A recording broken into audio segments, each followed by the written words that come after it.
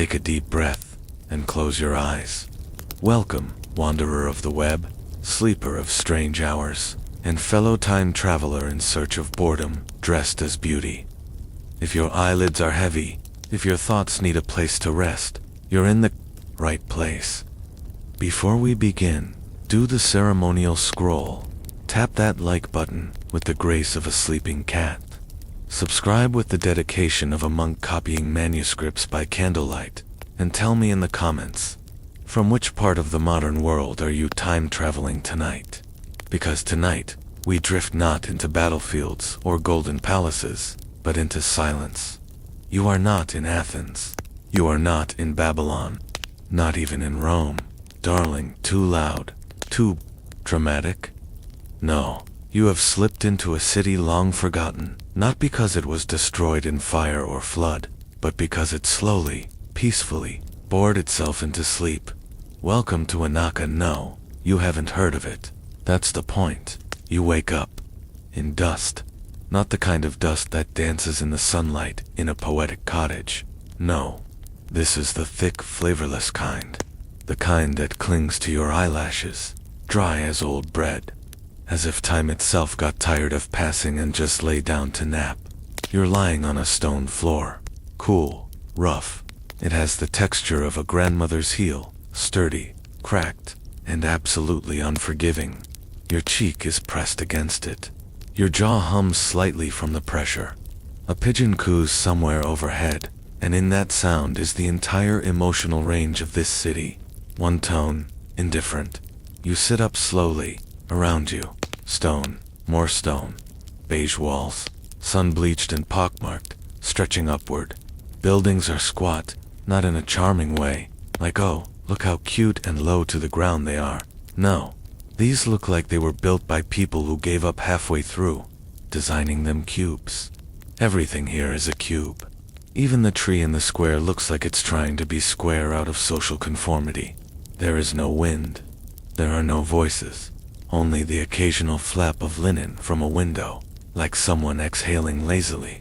And the sun, oh, the sun, is not golden, but a chalky, persistent beige, like someone forgot to color in the sky and just left the undercoat. You are alone, or so you think. From the corner of your eye, movement, slow, a figure, not dramatic, not ghostly, just a man. Sweeping. He's using a broom made of reeds, barely effective, and he's sweeping more dust from one side of the street to the other. You watch for a moment, expecting perhaps some sense of purpose to emerge. It doesn't. He notices you, doesn't stop, just nods, as if saying, yes. Welcome to Anaka. Please don't expect much. You stand. The air smells of sun-heated stone. A faint mineral temps, and something ancient. Not mystical, just old socks left in a drawer. There's no sense of urgency. In fact, if there were an emergency in Anaka, it would probably wait until after lunch. People here, you soon learn, don't walk, they drift. Not out of elegance, but because walking too fast might stir the dust, and no one wants to re-sweep the street. You begin your first stroll. Streets are narrow, not because space was limited, but because they didn't feel like making them wider. The buildings lean slightly, not from age, but from laziness in construction.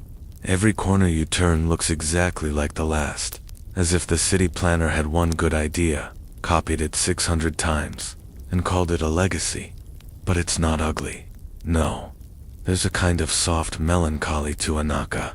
Like a song in a language you don't understand. Repetitive, slow, maybe off-key, but comforting. The kind of place where nothing ever happens.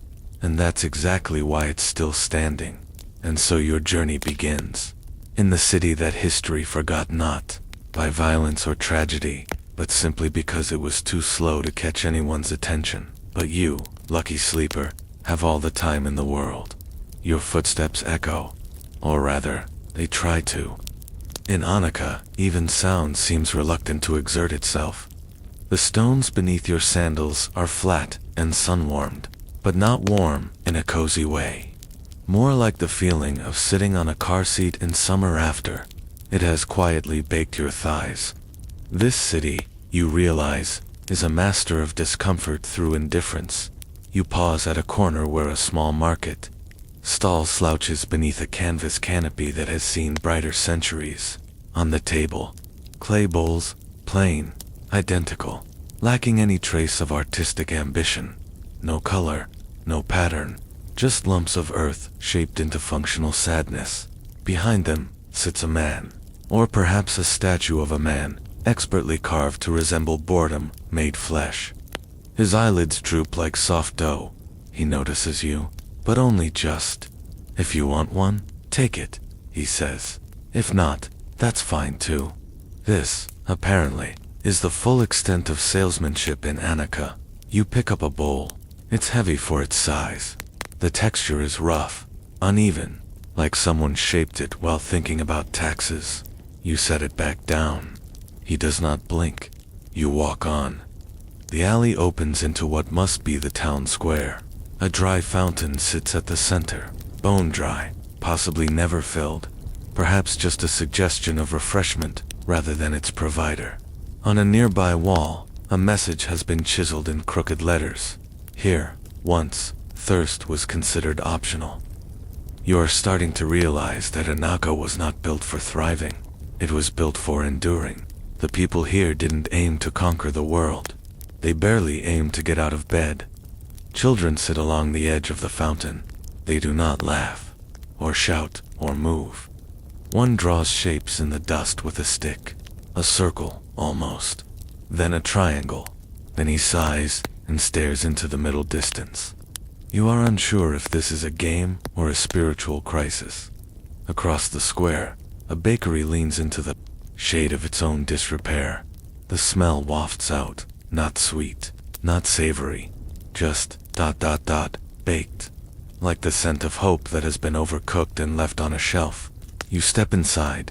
The baker is seated on a stool. He does not rise. He regards you with the expression of someone who has long since accepted that ambition is a young person's affliction. We sell joy bread, he says. You look at the loaves. They are square. Everything in Anaka is square. You pick one up. It is slightly warm and astonishingly dense. You could bludgeon a goat with it. It is labeled joy bread, but it contains no sugar, no spice, no visible signs of joy. We used to add honey, the baker says. Then we ran out. Nobody noticed. You put the loaf down. He nods approvingly, as if you've passed a test. Outside again, the sun hangs in the sky like a forgotten chore. You begin to climb a hill paved with stones of irregular size. Each step is a negotiation between your foot and uneven ambition. The buildings lean toward the path, not in welcome, but as if too tired to stand straight. One has a roof made of overlapping tiles that seem to have been placed there by accident. At the top of the hill stands a large structure. Temple, fortress, granary, none of the above. It has no sign, no guards, no decoration, just thick stone. Walls and an open door, as if to say, come in or don't. It's all the same to us. Inside, stillness. Massive columns rise into darkness. You can't see the ceiling. Perhaps there isn't one. Perhaps the roof was never finished. The air is cool, but not refreshing. It has the stillness of a room that has never heard a scream, or laughter, or even a conversation. You step forward. On the columns, faint carvings. You squint. The inscriptions are not religious. They are not royal proclamations. They are ... reminders, notes. Time does not stop here. It just forgets to move. Another reads, we built this for those who prefer not to explain themselves. You sit on a stone bench. It's not built for comfort. Your back meets the column behind you, and your shoulder blades immediately regret your life choices. Still, something about the silence wraps around your brain like a thick wool blanket. You wonder how long you've been here. There is no answer. In Anaka, time is measured not by hours or days, but by the fading of paint on door frames. No clocks, No bells. Only the gentle erosion of urgency. You see another wall. On it, a carved figure, human-shaped, seated, chin resting in one hand. Beneath it, an inscription, in a language so sleepy, even the grammar seems drowsy. Waiting is our most sacred ritual. You begin to understand. Anaka was not forgotten because it failed. It was forgotten because it never tried to be remembered. You exit the stone chamber in silence. It does not feel like leaving a room. It feels like waking up from a nap inside someone else's memory. Outside, the sky has changed slightly. Not in color, but in temperature. The sunlight now presses gently against your skin with the same energy as a tired handshake. No one rushes. Even the breeze, when it arrives, does so as if it had nowhere else to be. You wander down a street flanked by doorways, all closed, all identical. The doors are made of sun-bleached wood, low enough to bump your forehead if you enter with confidence. Each one has a small brass plate nailed into the wall beside it. Not numbers, not names, just statements. This house contains 4 chairs and 3 regrets. This door opens only when it wants to. Do not knock. We are listening anyway. You pause at one particularly narrow house. Its inscription reads, "We used to celebrate things here." You wonder what that means. Birthdays, harvests, Wednesdays. The door does not open, so the answer remains sealed in the stale air behind it. Further down the path, you notice a gathering, not a crowd. Anaka does not do crowds, but a clump of humans standing around in loosely structured indifference. At the center is a man standing on a stone block. His arms are by his side. He is not moving. He is not speaking. Yet everyone faces him. You ask someone nearby what this is. "The orator," she says softly. You wait for him to speak. He does not. You wait longer. Nothing. Eventually someone coughs. Another person shifts weight from one foot to the other. 10 minutes pass. Still nothing. Then, finally, the orator nods once and steps down. The crowd murmurs in approval. Several people blink slowly in agreement. "What did he say?" you ask. "That we're still here," says the woman. That was enough. Welcome to Anaka's civic tradition, the speech of silence, held twice a week, unless there's rain, or heat, or mild discomfort. You continue walking. A row of small stone buildings lines the northern edge of the square. One bears a sign that reads, "Museum of Slightly Important Things." You enter, ducking slightly under the lintel. Inside, a single room, dimly lit, no windows, just a series of pedestals. On the first pedestal, a rock with a hole in it. The label reads, "This rock may have been used to strain soup, or not." The next, a piece of fabric with uneven stitching. The card says, "Sewn by a woman named Orena. She lived, then she didn't." Another display features a cracked ceramic shard. The plaque, part of something, possibly a bowl, or a vase. We've decided not to decide. The museum guide, an elderly man with a voice like gently folding parchment, appears beside you. "Isn't it wonderful?" he asks, barely above a whisper. You nod. He smiles. "Certainty is a dangerous addiction," he says, then disappears into the gloom like a character who only shows up once in a dream. Outside again. You find yourself near a staircase that seems to lead nowhere. Its steps are chipped, narrow, inconsistent in height. At the top, a platform with no railings and no view. You climb it anyway. At the summit, a single chair facing a blank wall. There is a small plaque screwed into the backrest. It reads, "This is where the founder sat to think about everything and decide nothing." You sit. The wall in front of you is unadorned, beige, cracked, utterly uninspiring. And yet, you begin to feel the quiet seeping into your spine. There is no pressure to act, no need to respond, no expectation to be anything but present. That is the true tradition of Anaka, to exist without urgency. To witness, without interpreting. To remember, without nostalgia below. The streets carry on with their lack of momentum. People drift from shadow to shadow. A child pushes a wheel that doesn't spin.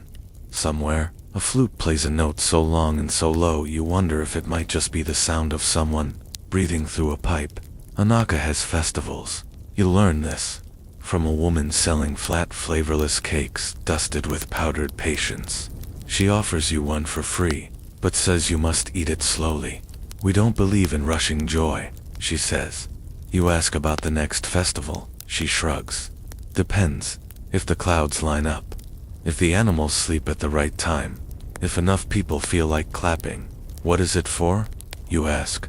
She considers this carefully. The celebration of existing slightly longer than expected. You eat the cake. It tastes like flour, thyme, and a faint hint of something that could have been lemon. If anyone had bothered to go looking. You sit near the edge of a dry canal. Its walls are cracked, its base filled with dust and ancient weeds. A cat wanders across the stones, stares at you, and yawns as if to say, yes, you get it now. You do. You wake, or perhaps you never slept? It is difficult to tell in Anaka. Time here is not marked by sunrise or sunset, but by the shifting scent of air. Mornings smell faintly of warm stone, evenings of cool stone. Midday carries the subtle hint of stone that has accepted its fate. Today, you decide to learn how the city works. Who governs, who organizes, who makes decisions. Surely, a city this large must have some administrative structure, even if it's just for show. You follow a worn sign that reads, Administrative Center, if you insist. The arrow points toward a building that might once have been official. Its columns are crooked, and the front steps are covered in a generous layer of historical dust. Inside a desk, behind it, a man wearing a robe that could be either ceremonial or an oversized bedsheet. He looks up with the expression of someone who has been disturbed in the middle of absolutely nothing. Do you have an appointment? He asks. Already tired. You say no? Good, he says, and gestures for you to sit. On a stone bench shaped like a question mark. You sit. Around the room are shelves filled with scrolls. Every scroll is labeled, but not by subject. Instead, they are marked with feelings. Mild regret, unnecessary triumph, bureaucratic curiosity. You ask what these are. Records, he replies, of things that might have mattered. Once he reaches for a scroll at random, opens it halfway, then puts it back. That one's about the time we considered renaming the city, he says. What was the other name? We never picked one. Too many syllables. You are shown into another room. A long table sits at the center, surrounded by high-backed chairs. Most are empty. 3 are occupied by people who look like they were born in the seats and have never moved. This is the council, your guide says. They meet every week to review the week before. Usually, nothing happened.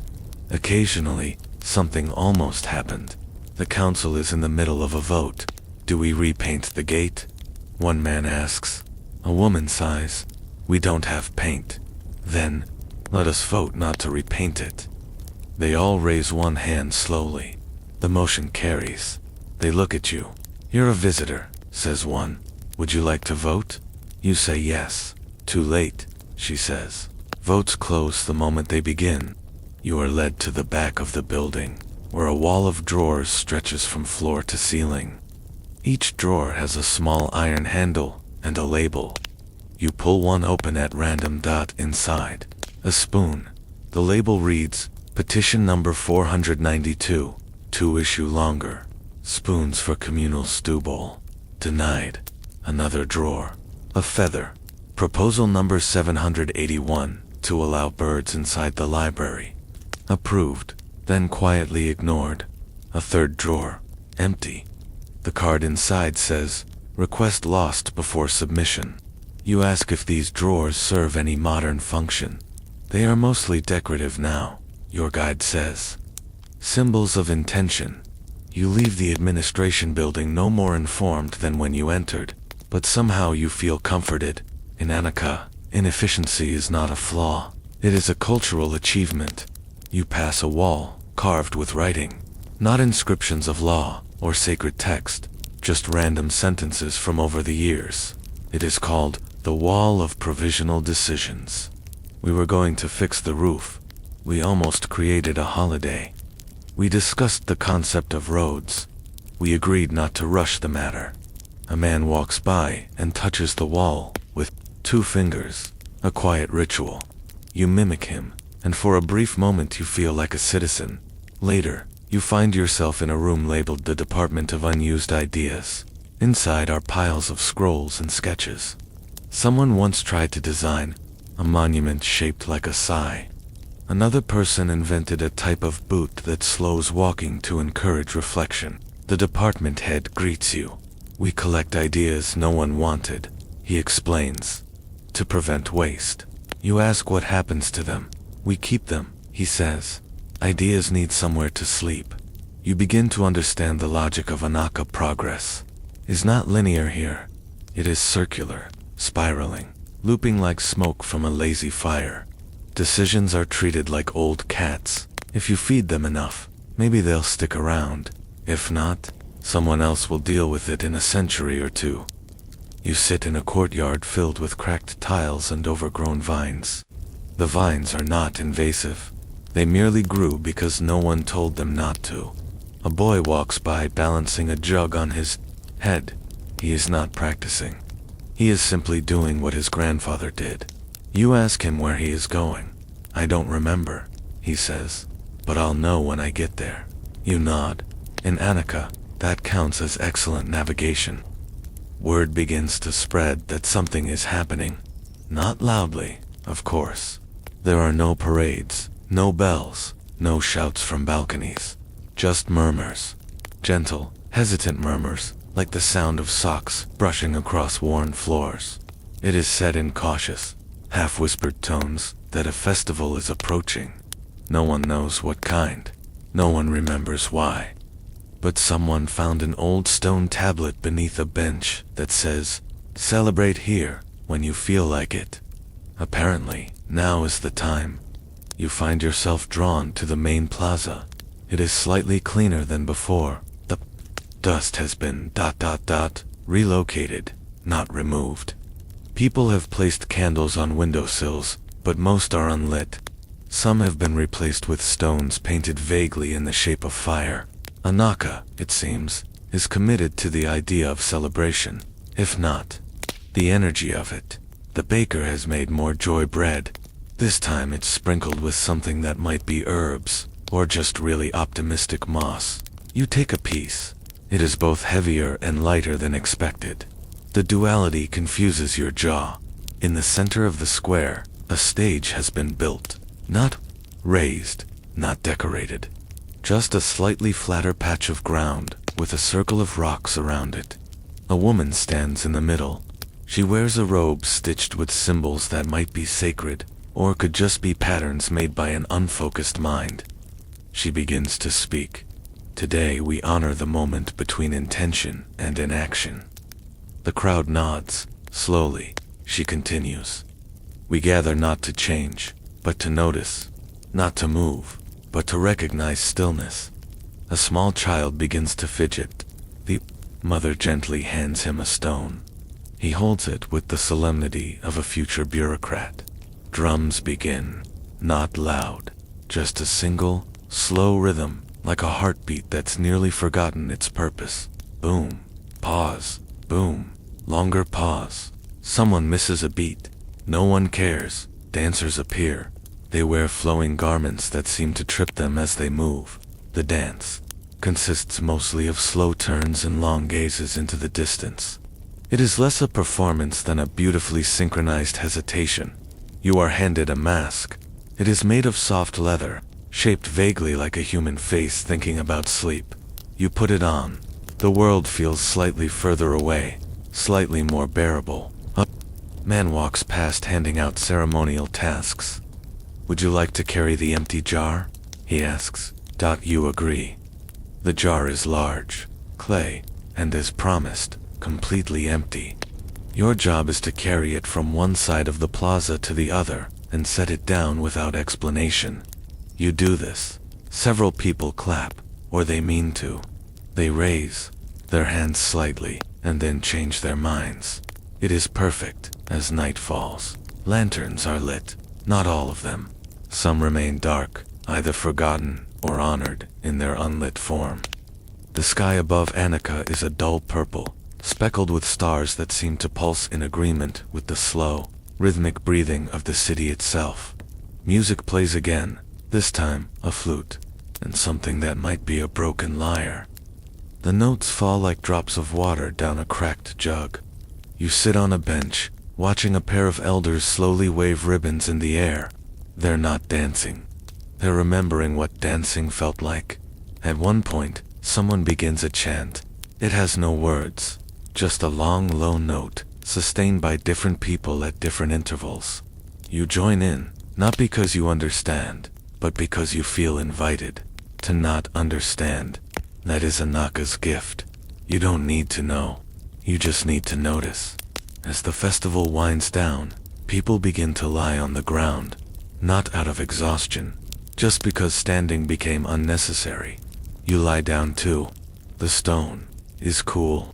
The air smells of dust, bread, and the strange sweetness of something forgotten. Someone nearby whispers, "This was the best one yet." You ask, "How many have there been?" She smiles. "None, probably, but this one happened anyway." You fall asleep beneath a sky that does not demand to be beautiful. It just is. Quiet, present, slightly off center, like everything in Anaka. The next morning begins exactly as the last one ended. There is no sense of reset, no freshness, no birds chirping triumphantly into the dawn. Just a slow return to consciousness, as if your mind politely asked permission before reactivating. You wander the streets with no destination. This has become your primary mode of transport. Not walking toward something, just walking away from standing still.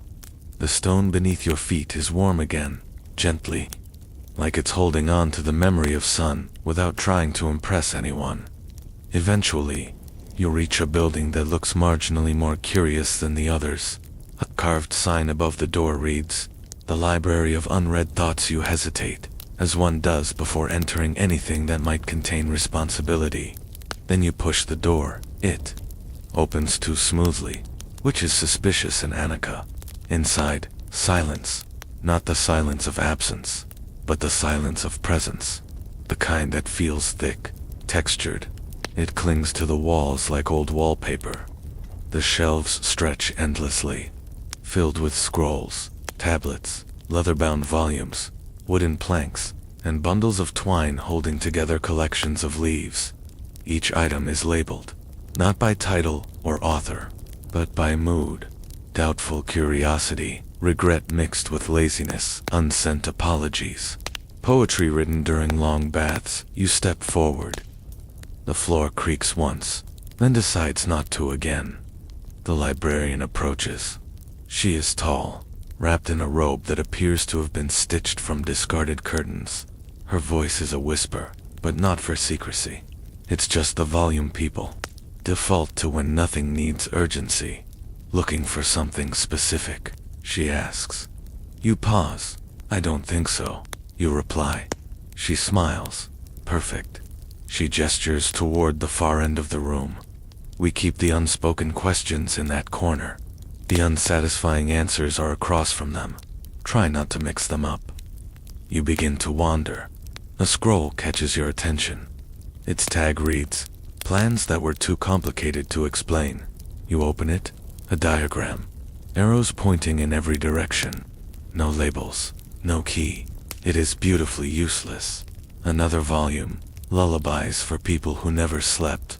You read a line. If the stars fall, let them. We weren't using the sky anyway.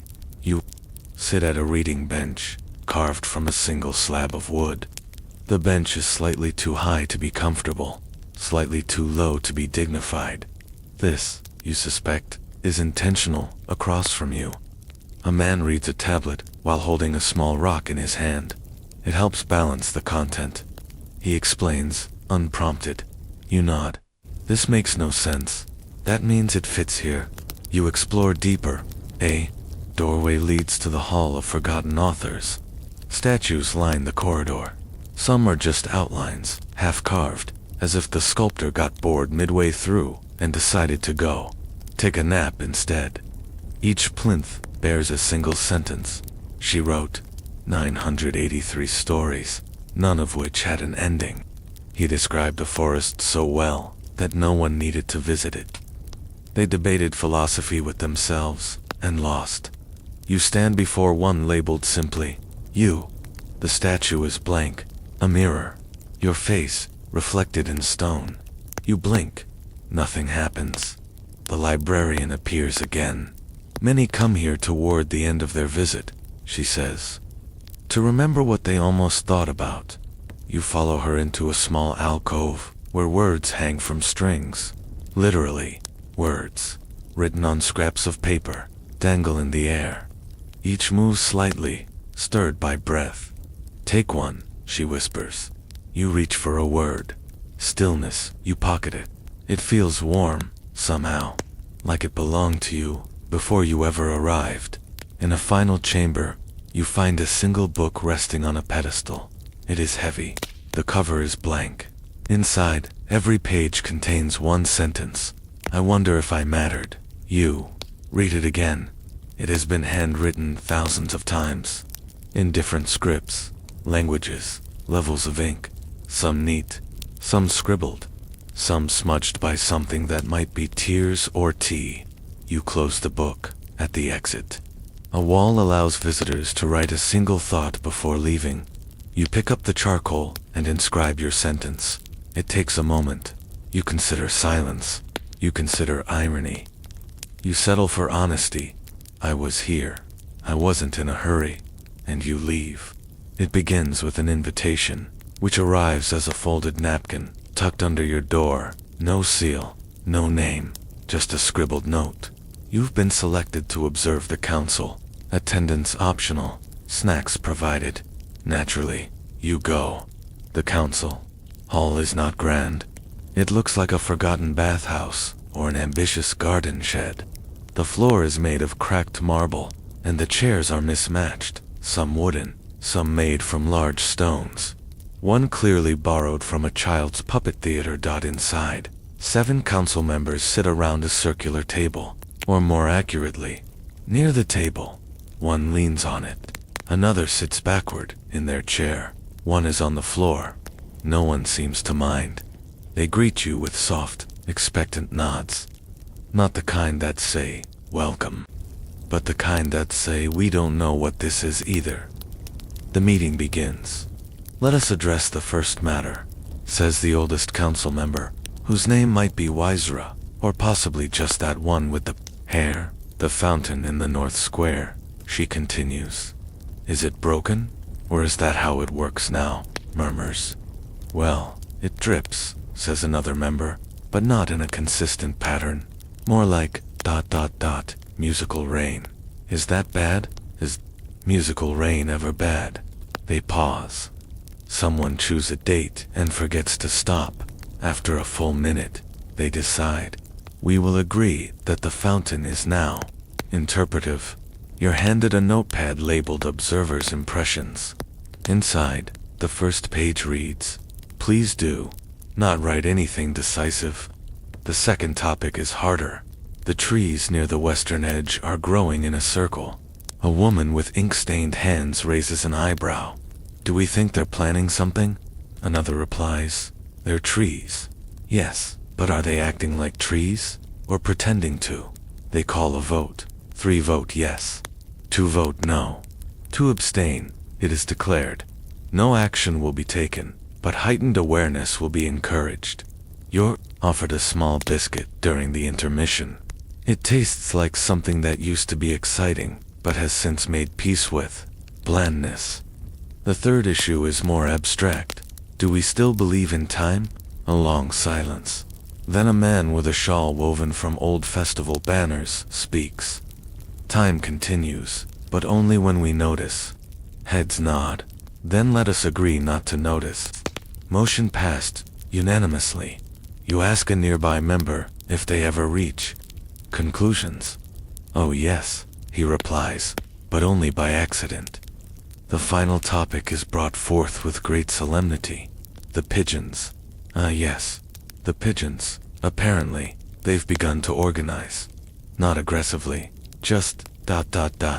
pure nesting in grid patterns, moving in rotations, holding something resembling roll call. A scroll is unrolled, showing a crude diagram of pigeon seating. One counselor proposes inviting a pigeon to the next meeting. Another objects, citing language barriers. A third wonders if perhaps they've already been invited and are simply choosing not to come. Again, a vote. This time the result is split evenly. The tiebreaker falls to the guest observer. You, all heads turn. Expectant.com. No pressure, except for the full weight of ceremonial ambiguity. You clear your throat, I think. We should let them be. The room exhales. One member smiles, a wise decision that requires no implementation. The meeting ends with a ritual unrolling of the meeting tapestry, a faded piece of cloth with nothing on it. They gaze upon it respectfully for 22 seconds, then roll it back up and place it on a shelf labeled ongoing. As you leave, the oldest counselor gives you a small stone for remembering what didn't happen. She says, you hold it in your hand. It's warm, slightly heavier than it should be. You place it in your pocket and feel more balanced than before. You wake not in your bed, but in a chair. It's unclear how you got there. The chair is comfortable enough to make you question whether the concept of beds might be overrated. A faint breeze smells of honey and dust. A note lies in your lap. Today, you are invited to visit the museum. There is no entry fee. There is no exit. You're already wearing shoes. That seems suspicious, but also convenient. The Museum of Slightly Misremembered Things is located inside a building that looks like a hybrid between a courthouse and a greenhouse. The windows are tinted with memory. The door doesn't creak, but it definitely sighs as you push it open. Inside, a woman greets you. She wears a necklace of keys that likely open nothing. Her name tag reads, Curator of Misconceptions. Welcome, she says gently, to the most accurate version of the truth we could almost remember. You follow her through the first exhibit. It's labeled Ancient Kitchens and the Invention of Almost. Food inside is a reconstruction of a prehistoric hearth. A pot simmers with something viscous and suspiciously green. Early humans, the curator explains, mostly invented meals by accident. This one was a stew of moss, regrets, and small rocks. Surprisingly popular among poets. She leads you past displays of spoons with one side melted, bread that looks more like pottery, and a jug labeled used for fermenting emotions. The next hall is more abstract. Inventions we think we remember. Here lies a table that might be a calendar, or might be a very flat sundial. An ancient pair of glasses, but the lenses are made of wax. A map that's just a series of indecisive arrows leading back to itself. A man in a faded uniform stands beside a large spinning wheel. He says, this used to decide birthdays. You ask how it worked. Oh, we spun it until someone cried, he replies. In the next room, titled Historical Figures We're Not Sure About, busts line the wall. Each has a plaque. Leora the Uncertain once led an empire or a book club. Gem the Reversible ruled backwards for 7 years. Queen something extremely kind, or just tired. You admire the dedication to ambiguity. In the gallery of everyday life, you find a diorama of a marketplace. The mannequins are mid-transaction. One is handing the other a fish, or a shoe. It's hard to tell. This one's called Negotiation, says the curator. There's a scene of children playing a game involving sticks and probability. No rules are posted. A sign reads, we're still arguing about the objective of this. 1. The museum grows stranger the deeper you go. There is a hallway, titled Things That Definitely Happened. but not like this. A wedding dress with 4 sleeves. A spear tipped with a spoon. A musical instrument that can only be heard during thunderstorms or heartbreak. You pause before a painting titled, "The First Time It Rained." It shows a group of people staring upward, mouths open, clearly unimpressed. The caption reads, "They expected something warmer." At last, you arrive in the Hall of Personal Artifacts. A room filled with items that feel oddly familiar. A coat that looks like the one you lost 3 winters ago. A notebook with your handwriting, though you don't recall ever owning it. The curator approaches. "Sometimes," she whispers, "the museum remembers for you." You find an exhibit labeled, "Belongings of the Temporarily Displaced." Your name is there, or at least a version of it. Inside the glass case, a single glove, a pressed flower, a list of intentions you once made but never started. You don't remember writing the list, but the handwriting is undeniably yours. 1. Learn to wait without counting. 2. Be more quiet than correct. 3. Don't rush the good things just because they're soft to you. Read the list 3 times before moving on. At the exit, the curator gives you a token, a smooth stone, etched with a single word, "Maybe." You nod and thank her. She nods back, as if she's been waiting to return it to you all along. As you step outside, the light feels like something remembered incorrectly. Not quite warm, not quite cold, just ... present ... and you keep walking. You discover the library by accident. You were meant to be looking for a bakery, but either the bakery moved, or the street did. Anaka tends to reshuffle its roads when no one's looking, possibly out of boredom. The library is marked only by a tiny plaque that reads, "Reading optional, remembering discouraged." You step inside. The air is thick, not heavy, just textured, like walking through the pages of a book someone forgot to write. The scent is a blend of dust, citrus ink, and unspoken secrets. The librarian does not greet you. She's sleeping upright in a chair. A sign on her desk reads, "Available upon whisper." You whisper, "Hello." She wakes instantly, eyes clear and kind. "Welcome," she says. "Don't try to read everything. Some of the books are still figuring out their plots." You nod, unsure whether that's metaphor or policy. You walk the aisles.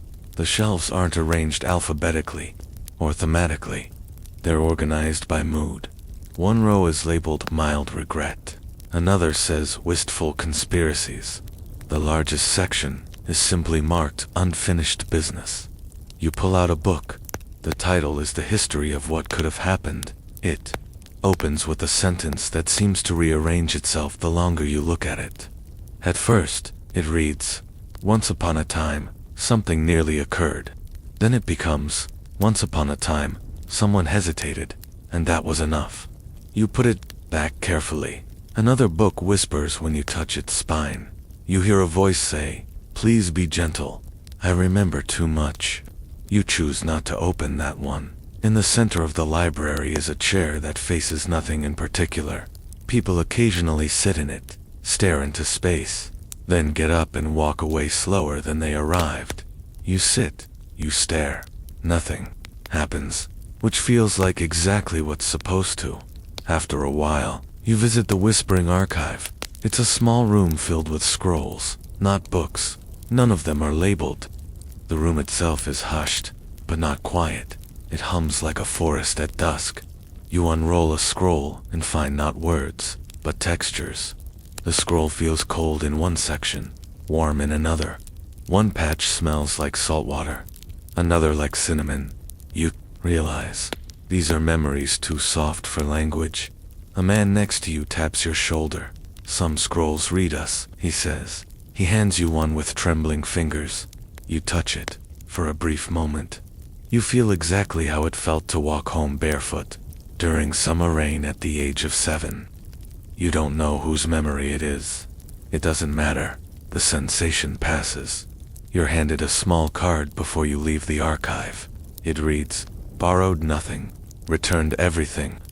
Back in the main hall, The librarian is sipping something from a teacup the size of a thimble. She gestures toward the door. You've remembered enough for one day. You ask her what the library is called. She thinks for a moment, then says, "The Index of Partial Truths." You nod. She smiles as you step outside. The wind feels slightly rearranged, as if a sentence is being whispered in a language just barely forgotten. You walk away slowly, as if punctuation still lingers behind your eyes. The path from the library doesn't lead anywhere. It unfolds. One moment you are walking on cobbled stone, the next you're on soft sand. Then a floor made entirely of polished buttons, then back to stone. Anaka doesn't mind consistency. It minds boredom. Eventually you arrive at a gate made of antique clocks. They tick, but not in unison. A small sign overhead reads, "Welcome to the Hour Market. Please trade responsibly." You're not sure what you're expected to trade. Inside, the market is quiet in a way that's louder than silence. It hums like a secret being told through weather. Each stall sells time, literal, emotional, imaginary, borrowed, remembered, some in bottles, some in jars, others floating gently in woven baskets like ripe fruit. A tall woman with a braided beard calls out to you from a booth made of hourglasses. Need 5 minutes of courage, half a day of rest, a memory from a summer you never had.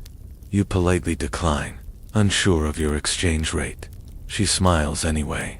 No one ever wants the good stuff until they're leaving. You wander deeper. A vendor offers moments of clarity, wrapped in velvet. Another has last chances, chilled and glistening under glass. A child sells tomorrow's one, pebble at a time. There's an alleyway for regrets. It smells of wet leaves and burnt letters. A sign reads, "Please do not open old hours in public." You pass a stall where an elderly man is packaging unspoken words. They shimmer like dragonfly wings and dissolve when touched. Someone walks past you, whispering, "I just bought back the 10 seconds before I said it." They seem lighter. Somehow, in the heart of the market is a fountain instead of water. It flows with slow time, syrupy, silver, and indifferent. People dip their hands in. You do too. Your fingers tingle. For a brief instant, you feel what it's like to sit with someone you miss. Before they were someone you missed. A woman beside you is crying, softly. Her tears shimmer, suspended in the fountain's glow. She nods at you and says, "It lets you feel, but not fix." You continue walking. A shopkeeper waves you over. Her booth is covered in watches, none of which tell the same time. "I sell stolen hours," she says plainly. "From whom?" You ask. She leans in. "Mostly from meetings, traffic, and bad conversations." You chuckle. She offers you a sample. A tiny hour wrapped in rose gold wire. You unwrap it, and suddenly you're standing on a balcony you've never seen before, watching clouds roll in over a mountain that might not exist. You're drinking something warm. A cat purrs nearby. You feel completely safe. When the moment ends, you thank her. "No charge," she says. "That one was mine." As twilight descends, the market begins to fold up, quite literally. Booths collapse into origami birds. Awnings roll into scrolls. Vendors vanish behind curtains of dusk. You are offered a final purchase before you leave. A man in a coat of sundials asks, "Would you like a perfectly ordinary minute?" You say yes. He places a smooth coin in your hand. It holds 60 seconds of nothing exceptional. A breeze, a breath, a blink, a quiet thought. It's the best thing you didn't know you needed. As you leave the hour market, time doesn't move differently, but you do.